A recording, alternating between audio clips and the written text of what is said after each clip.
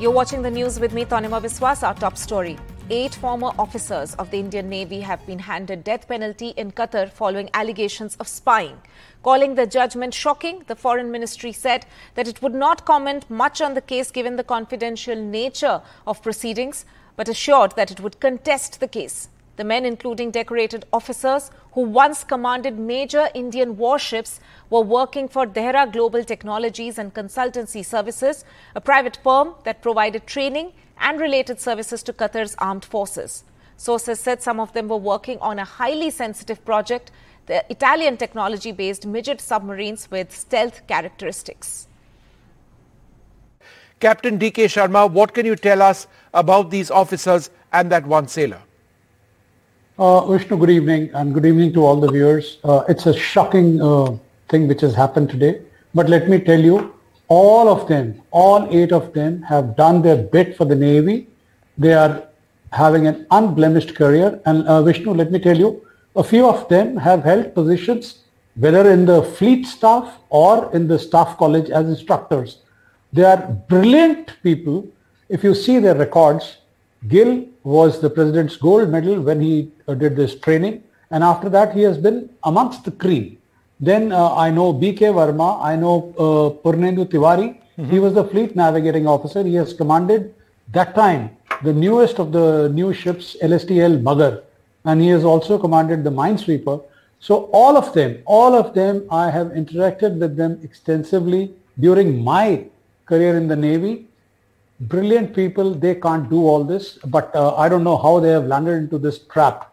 And let me tell you, they were there training the Qatari Navy, and they were quite impressive over there. If you ask anybody, we, in fact, the Indian Navy and through the High Commission over there was, I had read somewhere that there was a MOU also, that all the officers who are, retiring officers as well as sailors, they were going over there and were imparting instructions. So now what has gone wrong, where it has gone wrong, what is the whole game? It's not very clear, because none of us know what kind of charges have been pressed against them, what kind of consular access, what kind of legal help was given, and suddenly we come to know from solitary confinement, they were shifted to 2 in one cell, which was a positive development, and we all thought that now it is looking towards better things. But today, once the judgment has come out, it has taken all of us by surprise, and it is unbelievable. Unbelievable. I am very shocked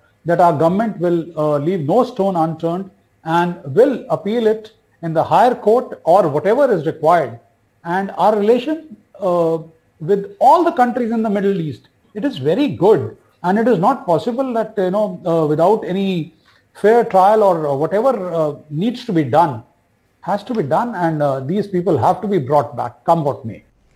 Shifting focus onto another one of our top stories, the recommendation by a high-level committee constituted by the NCERT to replace the word India with Bharat in school textbooks for classes 7 to 12 has stoked a row. In the latest, Kerala Chief Minister Pinarayi Vijayan has denounced the proposal. He said, and I'm reading out some of the main points from his argument, Pinarayi Vijayan said that the recent proposal by NCERT is unacceptable. Constitution refers to our nation as India and Bharat. Politics behind avoiding India is clear as daylight. He also goes on to say that Sangh Parivar fears inclusive politics by the India bloc. NCERT supporting efforts by Sangh Parivar to distort history. Democratic forces should oppose unconstitutional proposals. Those are the comments made by Kerala Chief Minister. Remember, these recommendations by the NCERT have in fact triggered a lot of strong reactions by opposition members. Shifting focus now, a comment made by Madhya Pradesh Home Minister Narottam Mishra has once again stoked a controversy. While highlighting development work in Datia, Narottam Mishra said he has developed his constituency in a way that not only cultural programs were being organized, but even Hema Malini was made to dance here. Congress has jumped in and sought an apology from Mishra. Union Minister Meenakshi Lekhi also said she did not agree with the way the minister made the remark, but added that it was being misinterpreted. उड़ान भरी तो कलश यात्रा आई मेरे दतिया के अंदर, मेरे दतिया ने उड़ान भरी तो सांस्कृतिक कार्यक्रमों से लेके हेमा मालिनी तक नचवा दिया। देखिए, जहां तक उनकी कहने का तरीका है उससे हम इत्तेफाक नहीं रखते और मैं अपनी बात को यहीं समाप्त करना चाहूंगी क्योंकि मैं कोई भी एक्सप्लेनेशन दूंगी उसको गलत नजरिए से ही देखा जाएगा। देखिए, नरोत्तम मिश्रा जी ने असल में ये साबित किया है कि भाजपाइयों के दांत खाने के और दिखाने के और। जब महिलाओं से वोट मांगना होता है, जब महिलाओं से सहानुभूति बटोरनी होती है, जब महिलाओं को अपने पक्ष में खड़ा करना होता है तो लाडली बहना कहते हैं, और जब उनका असली चरित्र सामने आता है तो ये पता चलता है कि किस तरह से भाजपा और संघ घोर महिला विरोधी हैं। Now, day after complaints by both BJP and Congress, back-to-back notices by the Election Commission. Show cause notices sent to both Congress General Secretary Priyanka Gandhi and Assam Chief Minister Himanta Biswa Sarma. Poll panel has sought a response by Monday from both of them. The EC has also written to Cabinet Secretary over the proposed Viksit Bharat Sankalp Yatra and has in fact directed the centre not to go ahead with the yatra with senior officers as district Rath Praharis in poll-bound areas. Definitely, at least in the election-bound states, I think this is a rare step. And of course, the Election Commission being a free and fair empire, something that I pointed out yesterday, the focus will be on them, not only in this coming election, but in the coming months. No less than the Congress President, Mr. Karge, raising this entire issue with the Prime Minister. Subsequently, we saw Mr. J.P. Nada respond to that point about the violation of the civil conduct rules by the Congress. Mr. Nada saying what is wrong with propagating the government programs. This is what officers are meant for.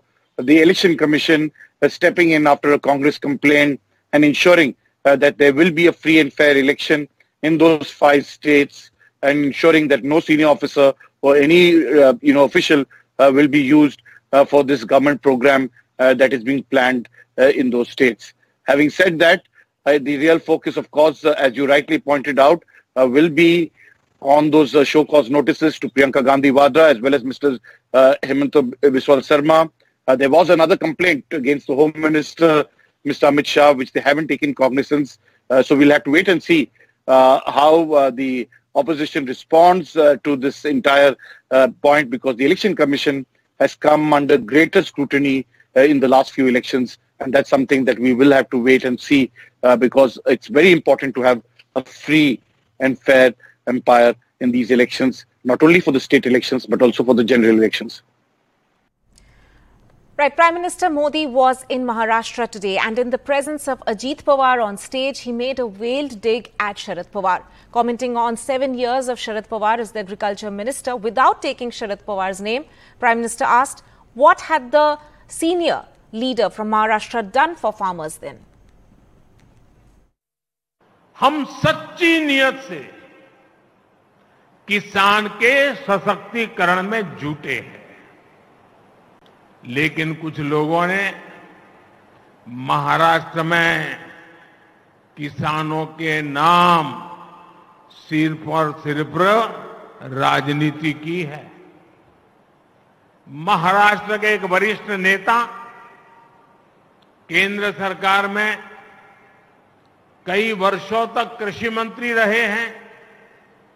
वैसे व्यक्तिगत रूप से तो मैं उनका सम्मान भी करता हूं, लेकिन उन्होंने किसान के लिए क्या किया? 7 साल के अपने कार्यकाल में उन्होंने देश भर के किसानों से सिर्फ यह आंकड़ा याद रखना, 7 साल में देश भर के किसानों से सिर्फ 3.5 लाख करोड़ रुपए का एमएसपी पर अनाज खरीदा, जबकि हमारी सरकार 7 वर्षों में एमएसपी के रूप में इतने ही समय में 13.5 लाख करोड़ रुपए किसानों को दे चुकी है। News from the south now, and day after petrol bomb scare outside Tamil Nadu Raj Bhavan, charge and counter charges flying in Tamil Nadu. In fact, now the Tamil Nadu DGP has come out and countered Raj Bhavan's claims, and the DGP has said that the claims of explosion outside the Raj Bhavan gate is completely false. Well, Tanima, the DGP is giving a point-by-point rebuttal to the allegations made by Raj Bhavan today. He says The claims that there were more than one person at the spot and they tried to barge into the Raj Bhavan with an explosion. Following an explosion, the police DGP says it's completely untrue. He says, according to the investigation and with CCTV records, this person had walked all along alone and had tried to hurl petrol bombs, and it was the police who stopped him, but he never tried to enter into the Raj Bhavan. And they say even the other allegations by the governor that in the incident that happened last year at Mayiladurai in another part of Tamil Nadu, there were attempts to attack the vehicle. Then there were actually attacks on the vehicle of the governor. The DGP says it's completely untrue. He says there are video evidences, and only after the governor's car and the entire convoy had left the place, some people had thrown black flags on the road, and that had fallen on the vehicles that came after the convoy. And it's again not true that no case was registered. He says 73 people, he claims, were arrested. The investigation and the case is still on, he says. And the claims of stone pelting in that incident or in another incident, along with wooden poles being hurled at the governor, again the DGP says completely untrue and not factual. The police commissioner again had met the governor this morning, and claims and counterclaims, while the Raj Bhavan appears to make it a serious issue, turn it into a serious issue, the Tamil Nadu police argue it's only a stray incident, an individual trying to express his anger. It's not an attempt in any way to attack the governor or to enter the Raj Bhavan, they say. Time for us to slip into a short break. Don't go anywhere.